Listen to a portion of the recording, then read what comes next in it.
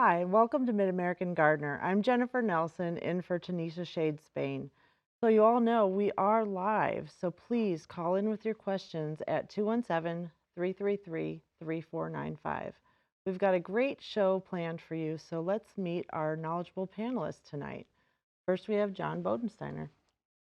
Uh, I'm John Bodensteiner, and I'm a Vermilion County Master Gardener, and I'm into perennials, vegetables, tomatoes, hostas especially, I guess. Great. So, Thanks, John. And next we have another Jennifer. Hi, Jennifer Fishburne. I work for the University of Illinois Extension, covering Logan, Menard, and Sangamon counties. And I can talk about most anything, but herbs, vegetables, and somewhat on native plants would be my specialty. Great. Thanks, Jennifer. Next we have Don. Don White, I'm an emeritus professor of plant pathology from the University of Illinois. While at the university, I taught introductory plant pathology, diseases of field crops, and diseases of ornamentals and turf grasses, and did research on corn diseases with emphasis on genetic resistance.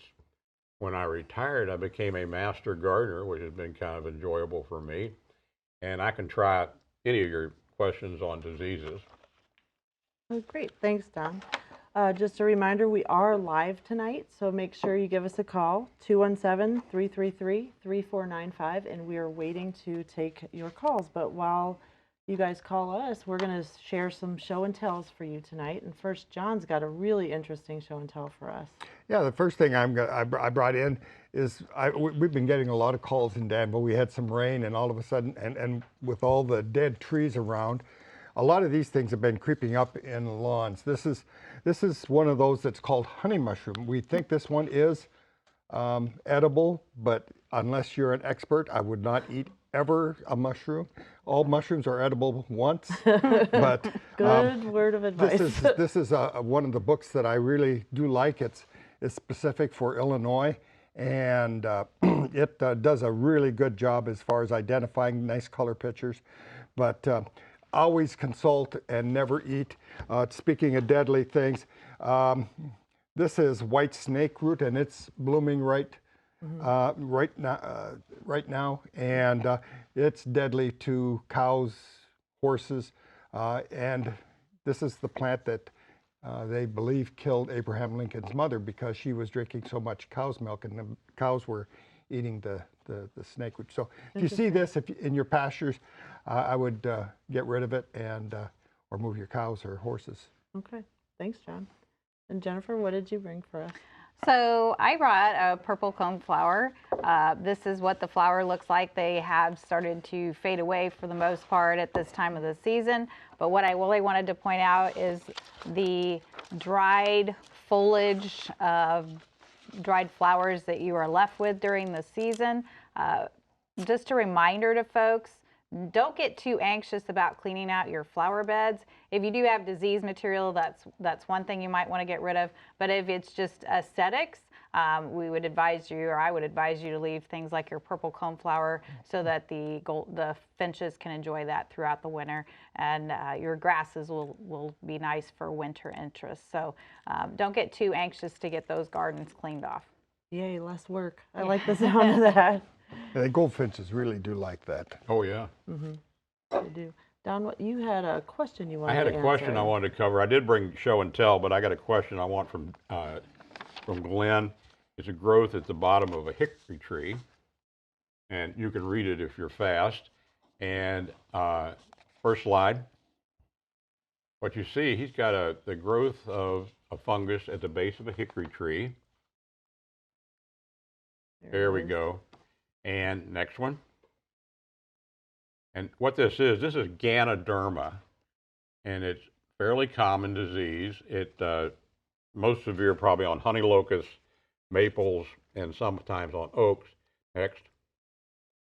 It causes a root and what's called butt rot. That's B-U-T-T. That means the base of the tree. It always got a snicker out of class. Next slide. Now what will happen here is the fungus will rot the roots and lower stem. Now, you may start to see some death in branches. And if you do, then that's a problem. You need to get those branches cleaned out.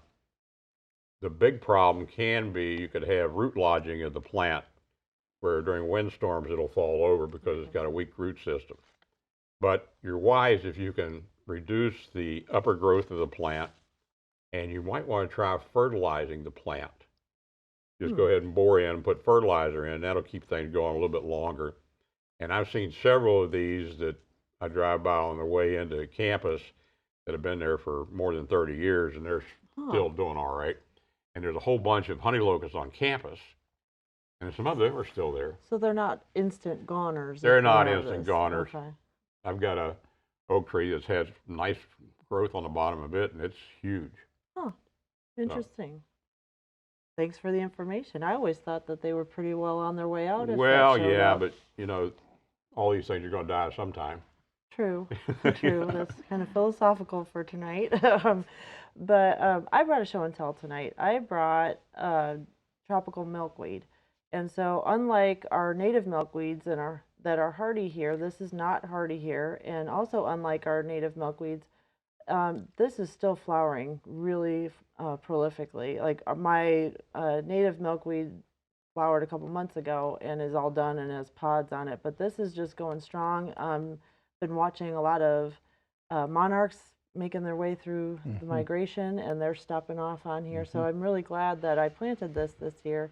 If we lived in an area where they would survive or the seeds would survive over the winter, we wouldn't be very happy with this plant. It's considered invasive, like in Florida and such. But here in Illinois, we can plant it and enjoy it, and it'll just keep flowering like crazy right up until frost. So we've got a call on line 1 from Jean in Decatur. She has a question on red bugs. Hello. Hello. Now, hey, I've been having the red bugs, and I mean oodles of them. And I think when they get bigger, they turn brown or black. And I mean, I'm talking about thousands of them. Somebody said they might be box elder bugs. How do you get rid of them? I don't know. Yeah, I don't know that you're going to get rid of them, but right now they're just seeking warm spots, and kind of like the ladybugs are going to do. You're going to see the same type of migration into cracks and the south side of the house or the building where the sun is hitting. They like that warmth, especially once it starts to get a little bit cooler. But it sounds like box elder bugs, immature, and then we have another bug, but it doesn't sound like that I think you're going to talk about later. So. Okay, yeah, that would be my best guess too. That's just not really one you would spray for or anything. Just kind of put up with it. They've got a shell on them, so I don't think if you spray them, it's not going to kill them anyway. So. Okay. Well, just a reminder to those of you watching, we are taking live calls tonight, 217-333-3495. We're going to go ahead and answer some viewer questions next, so that have been sent in. So, John, you had a question on poppies. Yeah, I have a question. They want to plant poppies and want to know when they should plant them. And what I found is doesn't really matter. Early fall, March, one of the two. They need sunny, well-drained soil.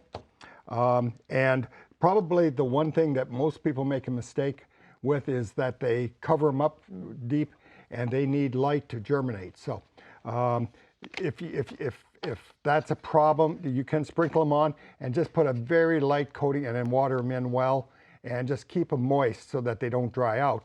But they do need light to germinate, and but you don't want to overwater them either. So because they're very small and you'll just wash them away. Sure. So but sprinkle. They're pretty easy once you get them going. Okay, just sounds like figuring out the drainage. And don't put them so that they're real close. They do like a little bit of space. And the other thing is poppies tend to kind of like daffodils and things, they die after a while. So you want to put them towards the back or somewhere that you have something in front of them so that you don't see as they're withering away and dying. So yeah, good point. Good point. Thanks, John. Jennifer, you've got a plant ID.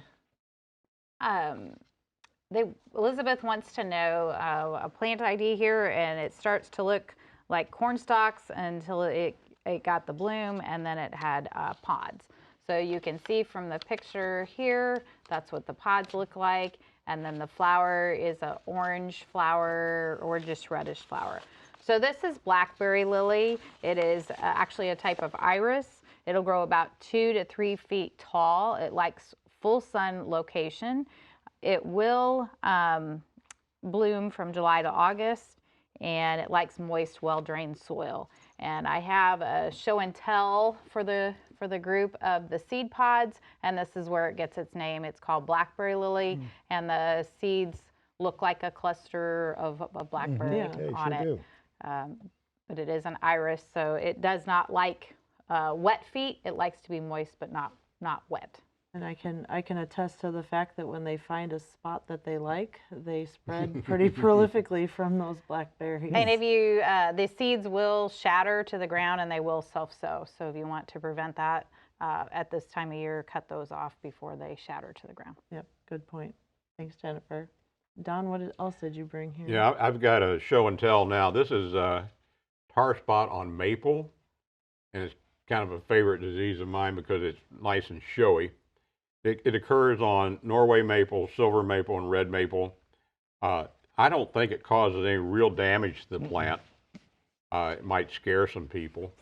The fungus overwinters in fallen leaves and then is spread by splashing back onto new leaf growth. And like I said, I don't think it's a cause of problem. It does not attack sugar maple, which is interesting. That is. Sugar maple's got its own diseases we'll talk about later. Okay, thanks, Don. We're going to go back to the phone lines. On line 2, Marcia from Normal has a question about her hydrangea. Hi, Marcia. Hi, thanks for taking my call. Sure. I have a quick question. I have hydrangeas, Annabelle, that are 7 or 8 years old. When can I prune them, and how far back can I prune them? Well, I wouldn't prune them right now. Yeah, because you got they're showy right now. Right. So I would, you know, and they're showy throughout the winter.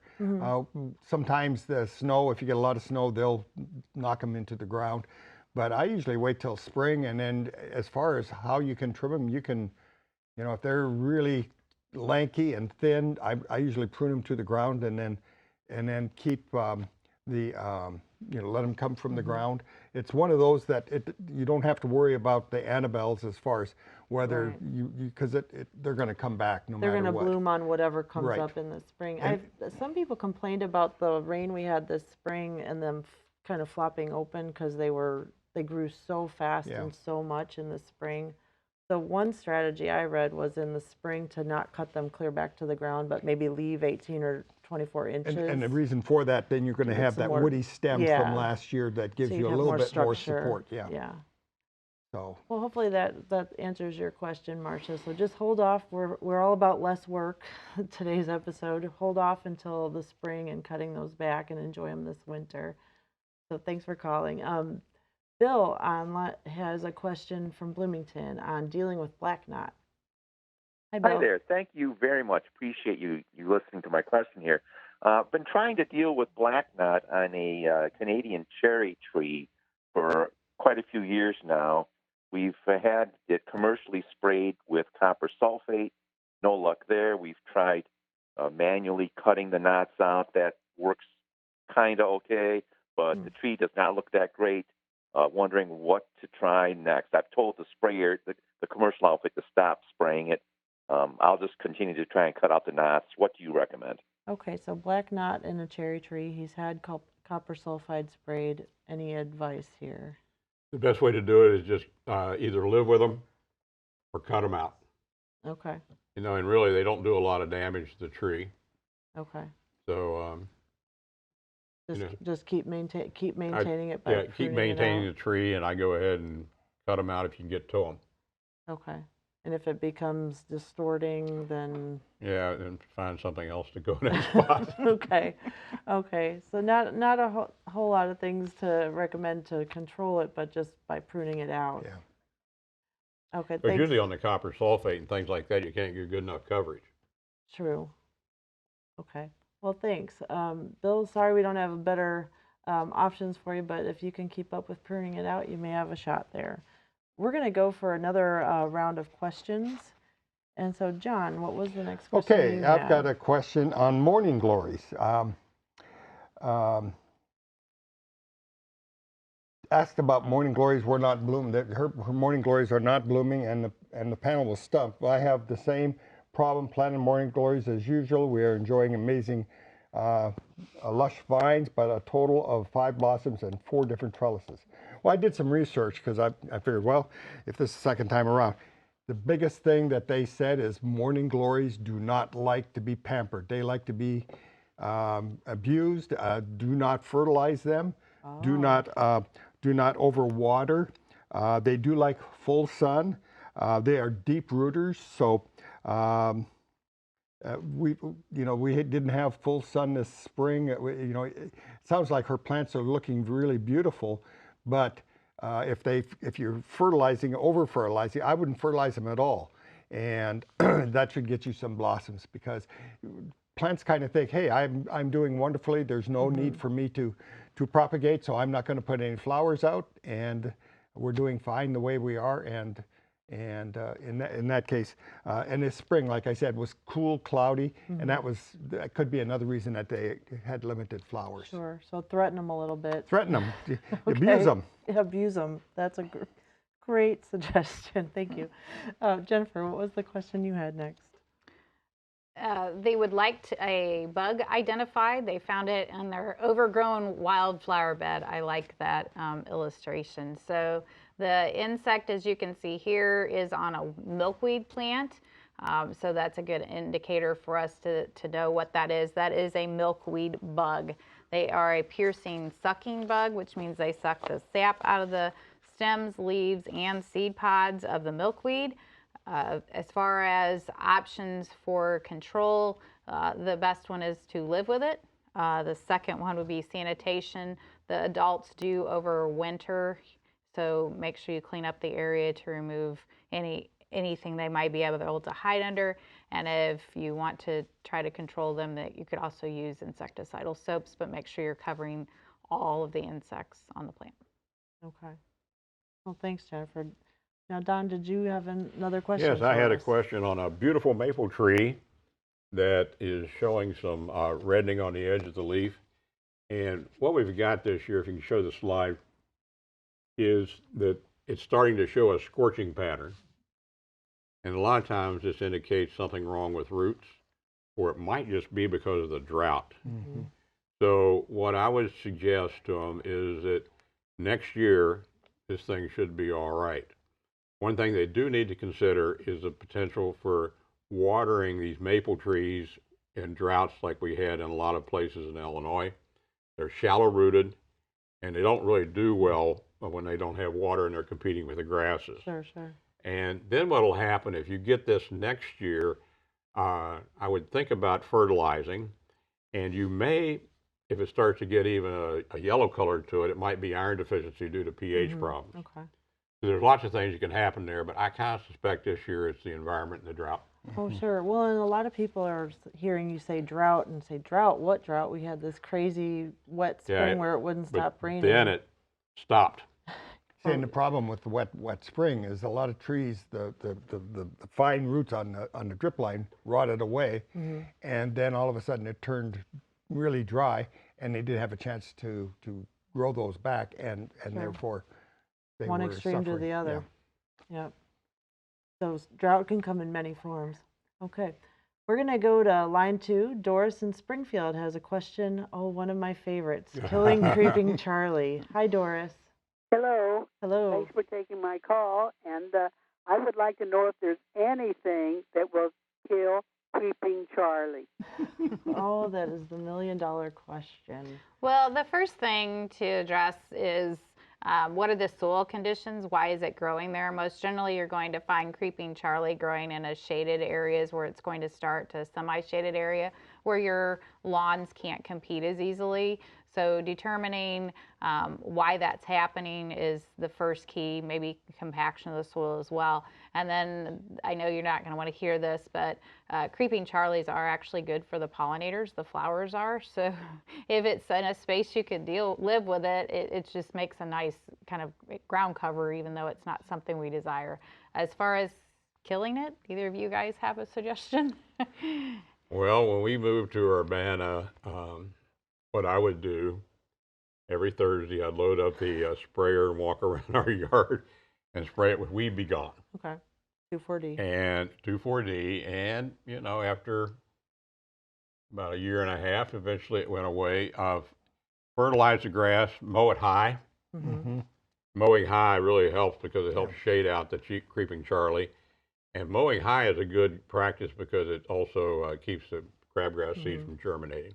Okay.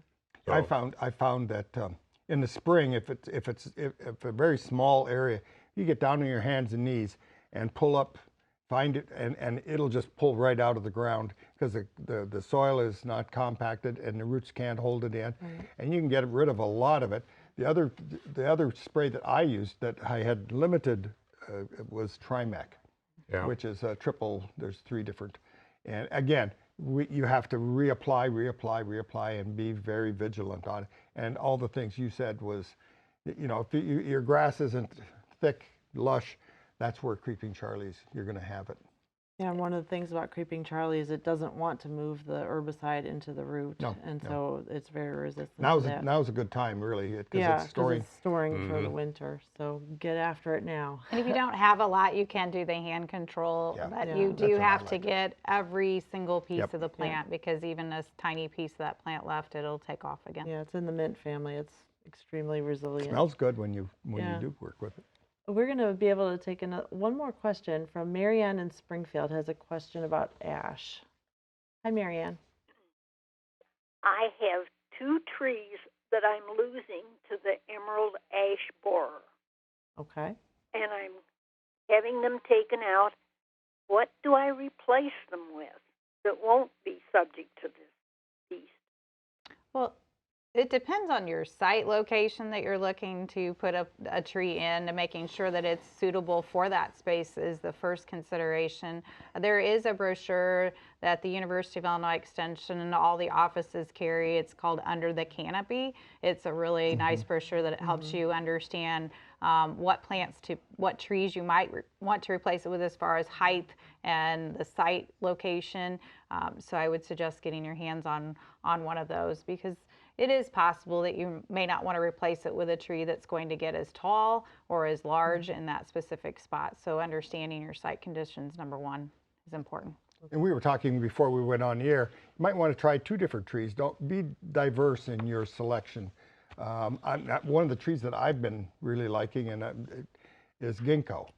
It's one of those that, it's it's from back in the days of the dinosaur. Yeah. And it's very, and one nice thing with that is once it freezes, about 2 days later, every leaf falls and you can rake them and you're done. What you want to do, though, you want to look around the neighborhood and not plant what all the neighbors are planting. Yeah. Great point, Don. Diversity is very, very helpful. I guess we probably overplanted on the ash, didn't we? Okay. And before that, it was the maples. Yeah. Exactly. Great point. And elms. Yeah. I think we've got time for one last question. John, you had sneak it in there. Yeah, I have. Somebody had a question on a small tree dieback. She had a 10-foot double file viburnum, and it all of a sudden just died. And it's coming from the bottom. The only problem there, I'm not sure if it's a grafted type. It could be something completely different than what you had. So it's got to kind of play it by ear, look at it. If it looks like the same thing and you're happy with it, then you just propagate from that, But if it's something, it could be something completely different than that. You probably would be better just to remove it and get something else that would be better. No, great points, John. I wanted to make sure we mentioned a question that I've been asked, I think, every day this week is, what are these little tiny bugs that are biting me every time I go Yeah. outside, and they are extremely painful? And Jennifer, you found an article this morning on Reveal. My minute pirate bug, and it really there's nothing you can do about it except for wait until the first frost, and that should hopefully take care of them. How exciting. Yes, and also if you're wondering about whitefly, we didn't get the Oh. whitefly question tonight. If you're wondering about that, that's also one that's for the first frost. And check out your plants before you bring them in, that they don't have white flies, Exactly. because otherwise all the plants in the house are going to have white. Hose them down. That's one of the. Yep, good points all around. So that's really all the time we've got for tonight and for this week. Be sure to tune in next week, and we'll be another live episode. And in the meantime, hit us up on Facebook or Instagram and keep up to date on all things Mid-American Gardener. You can submit your questions, and we'll cover them on a later show. Thank you and good night.